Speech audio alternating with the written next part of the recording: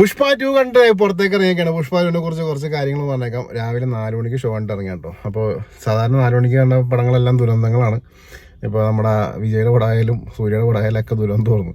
അപ്പോൾ ഈ ഒരു പടത്തിനെ കുറിച്ച് പറഞ്ഞേക്കാം. ഇത് പടം ബി സുകുമാറിന്റെ പടമാണ്. അപ്പോൾ സ്വാഭാവികമായിട്ട് നമുക്കൊരു എക്സ്പെക്ടേഷൻ ഉണ്ട്. അദ്ദേഹത്തിന്റെ റൈറ്റിംഗ്സും ഡയറക്ഷനൊക്കെ വേറെ ലെവൽ തന്നെയാണ്. ഫസ്റ്റ് പാർട്ട് പുഷ്പ നമ്മളെല്ലാവരും കണ്ടാണ് ആ ഒരു ക്വാളിറ്റി. അപ്പോൾ സെക്കൻഡിലേക്ക് വരുമ്പോൾ പുഷ്പ കുറച്ചും കൂടി ഒന്ന് എൻലാർജ് ചെയ്യണം. പുഷ്പയുടെ ആ ഒരു സാമ്രാജ്യം കുറച്ചൊരു വലുതാവുകയാണ്. പടം കാണിക്കുന്നത് തന്നെ ജപ്പാനിലാണ് കാണിക്കുന്നത്. ജപ്പാനിലൊരു പോർട്ടിലുണ്ടാകും കുറേ സംഭവങ്ങൾ പടം കാണിച്ചു കൊടുക്കുകയാണ്. പിന്നെ അത് പുഷ്പയുടെ ഒരു എക്സ്പെക്ടേഷൻ കാര്യങ്ങൾ, ഒരു ചെറിയ സ്വപ്നം കാര്യങ്ങളൊക്കെ ആയിരുന്നു നമുക്ക് പിന്നെ മനസ്സിലാവണം. ഓക്കെ, അതൊന്നും കുഴപ്പമൊന്നുമില്ല. പക്ഷെ പറഞ്ഞതിനകത്ത് കുറേ പ്രശ്നങ്ങളൊക്കെ ഉണ്ട്. അത് പ്രശ്നങ്ങളൊക്കെ ഞാൻ പറഞ്ഞുതരാം. ഇത് ഇപ്പോൾ ഞാൻ പറഞ്ഞ പോലെ തന്നെ നമ്മുടെ തിരുപ്പതി എന്ന് പറഞ്ഞൊരു ഡിസ്ട്രിക്റ്റിൽ നടക്കുന്ന കുറച്ച് കാര്യങ്ങളാണ്. ഇദ്ദേഹം അവിടുത്തെ ബഡാ സെറ്റപ്പായി മാറിക്കഴിഞ്ഞു. പുഷ്പ അറിയാതൊന്നും നടക്കില്ല. അപ്പോഴാണ് നമ്മുടെ ഫസ്റ്റ് ഹാഫിൽ നിർത്തി പോയേക്കണം ഫഹദ് ഫാസിലിനെ വീണ്ടും അവിടെ കൊണ്ടുവന്ന് എൻട്രി കൊടുക്കുന്നുണ്ട്. ഫഹദ് ഫാസിൽ വരുന്നു. പിന്നെ ഇവരായിട്ട് നല്ല കട്ടക്ക് നിൽക്കുന്നു. പുള്ളിയുടെ ചന്ദനക്കെടുത്തും കാര്യങ്ങളൊക്കെ ഇദ്ദേഹം പിടിക്കുന്നു. അങ്ങനെ പോയിക്കൊണ്ടിരിക്കണം. അപ്പോൾ ഈ പടത്തിന്റെ മെയിൻ പ്രശ്നം എന്ന് പറഞ്ഞിട്ടുണ്ടെങ്കിൽ ഫസ്റ്റ് ഹാഫ് നമ്മൾ എടുക്കുകയാണെന്നുണ്ടെങ്കിൽ പടം കുഴപ്പമുണ്ടായില്ല. വളരെ ഡീസൻ്റ് ആയിട്ട് പോയിട്ടുണ്ട്. നല്ല രീതിയിൽ തന്നെ ആക്ഷൻ കാര്യങ്ങളൊക്കെ ഉണ്ട്.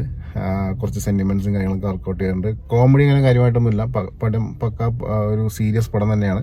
പിന്നെ എനിക്ക് തോന്നുന്നു ഒരു 3.5 മണിക്കൂർ എന്തോ പടമുണ്ട്. നല്ല ലെങ്തി പടമാണ്. പടം ഇപ്പോഴാണ് കഴിഞ്ഞപ്പോൾ എനിക്ക് ഏകദേശം 7:50 ആയി സമയം. 4 മണി തൊട്ട് 7:50 പടമുണ്ട്. അപ്പോൾ ഇതിനകത്ത് എവിടെയാണ് പടം പാളിയത് ഞാൻ പറയാം. ഇതിന്റെ ക്ലൈമാക്സ് നിങ്ങൾ പടം തീരണേക്കാൾ 10 മിനിറ്റ് മുമ്പ് ഇറങ്ങി പോകുന്നേക്കണം. ക്ലൈമാക്സിന്റെ അവിടെ ഒരു ഫൈറ്റ് ഉണ്ട്. ഒരു പുള്ളിയുടെ കൈയും കാലും കെട്ടിയിട്ടൊരു ഫൈറ്റ് ഉണ്ട്. അത് കാണേണ്ട ഫൈറ്റ് തന്നെയാണ്. അതിൽ യാതൊരു സംശയമില്ല കേട്ടോ. അത് മിസ് ചെയ്താലും അത് സെക്കൻഡ് ഹാഫ് എൻഡിലേക്ക് വരുമ്പോഴാണ് ആ ഫൈറ്റ് വരുന്നത്. അത് കഴിഞ്ഞാൽ പിന്നെ ഇറങ്ങി തിയേറ്ററിൽ നിന്ന് പോന്നേക്കണം. അതിന് ശേഷം ഒരു സെന്റിമെന്റൽ ഡയലോഗ്സ് ഒക്കെ ഉണ്ട്. ഒരു രീതിയിൽ നമുക്ക് അഡ്ജസ്റ്റ് ചെയ്തിരിക്കാൻ പറ്റില്ല. യാതൊരു രീതിയിലുള്ള ഒരു ഇറങ്ങി പോകാൻ തോന്നും. തിയേറ്ററിൽ കൂവലായിരുന്നു, സത്യം പറഞ്ഞാൽ നല്ല കൂവലായിരുന്നു. അത് നമുക്ക് ഒരു രീതിയിലും ദഹിക്കാൻ പറ്റില്ല. അതാണ് ഈ പടത്തിൻ്റെ ഏറ്റവും ഒരു വീക്ക് ആയ ഒരു ഏരിയ ആയിരുന്നത്. കാരണം രക്ഷയില്ല.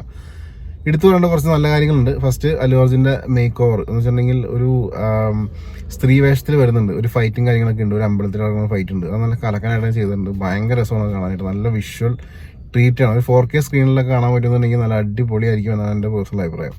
പിന്നെ ഇതിനകത്ത് കുറേ ഈ ചെറിയ സംഗതികളുണ്ടെന്ന് വെച്ചിട്ടുണ്ടെങ്കിൽ സ്ത്രീകൾക്ക് ഒരുപാട് ഇമ്പോർട്ടൻസ് കൊടുക്കുന്ന പടമാണ്. പല സ്ഥലങ്ങളിലും സ്ത്രീകളെ റെസ്പെക്ട് ചെയ്യുക, അങ്ങനത്തെ കുറേ കാര്യങ്ങളൊക്കെ ഇതിനകത്ത് കാണിച്ചു പോകുന്നുണ്ട്. അത് ഒരു മെസ്സേജ് ആയിട്ടല്ല പറയണത്. അത് സ്ത്രീകൾക്ക് വേണ്ടി മാത്രം അതിനകത്ത് കുറേ സംഭവങ്ങൾ കാണിച്ചിട്ടുണ്ട്. അത് നിങ്ങൾ പടം കാണുമ്പോൾ മനസ്സിലാവും. പ്രത്യേകിച്ച് ഫാമിലി ഓഡിയൻസിനൊക്കെ ഇഷ്ടപ്പെടാൻ വേണ്ടി ഈ മനഃപൂർവ്വമായിട്ട് അങ്ങനത്തെ കുറേ സീൻസ് കയറ്റിയേക്കണ പോലെ എനിക്ക് തോന്നി. പിന്നെ രശ്മിക മന്ദാന ഭാര്യയായിട്ട് വരുന്നു. ഈ പ്രാവശ്യം രശ്മിക മന്ദാന കുറച്ച് നെക്സ്റ്റ് ലെവലിലേക്ക് പോയെന്ന് വെച്ചിട്ടുണ്ടെങ്കിൽ പ്രഗ്നൻസിയും കാര്യങ്ങളൊക്കെ അത് കാണിക്കുന്നുണ്ട്. പിന്നെ നല്ലൊരു പാട്ടുണ്ട്. അതാ കിസ് എന്ന് പറഞ്ഞ പാട്ടുണ്ട്. അത് നല്ല രസമുണ്ട് തിയേറ്റർ കാണാനായിട്ട്. ആ ഡാൻസ് ചെയ്തേക്കണ ആ ലേഡി ശ്രീലീല എന്ന് എനിക്ക് തോന്നാം. ദി ബെസ്റ്റ്, ഒന്നും പറയാനില്ല.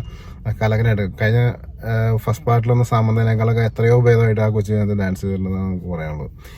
അപ്പോൾ ഇത്രയൊക്കെയാണ് ഈ ഒരു പുഷ്പയുടെ. അപ്പോൾ തിയേറ്ററിൽ കാണുക വെച്ചിട്ടുണ്ടെങ്കിൽ ഞാൻ പറഞ്ഞ പോലെ അവസാനത്തെ ആ ഒരു 5 മിനിറ്റ് 10 മിനിറ്റാണ് മെയിനായിട്ട്. നല്ല വളിച്ച ഡയലോഗും ഒരു രക്ഷയാതെ നമുക്ക് ഇന്ന് ഒരു രീതിയിൽ അഡ്ജസ്റ്റ് ചെയ്യാൻ പറ്റുന്ന സംഭവമാണ്. അപ്പോൾ ആ ലാസ്റ്റത്തെ ഫൈറ്റ് ചെയ്യുമ്പോൾ ഇറങ്ങി പോകുന്നേക്കാം. അങ്ങനെ നോക്കുകയാണെങ്കിൽ പടം നല്ല ബെസ്റ്റ് പടമാണ്. അതുവരെ അതിനുശേഷം പുഷ്പ 3യുടെ ഒരു സംഭവം കാണിക്കുന്നുണ്ട്. ഒരു പുള്ളി അവിടെ നിന്നിട്ട് ഒരു ബട്ടൺ ഞെക്കി ഒരു ബോംബ് പൊട്ടിക്കുന്നുണ്ട്. അവിടെയാണ് പുഷ്പ 3യുടെ ഇൻട്രോ പറഞ്ഞത്. റാംപേജ് എന്ന് പറഞ്ഞ് എഴുതി കാണിക്കുന്നുണ്ട്. ഇതാണ് പുഷ്പ 2.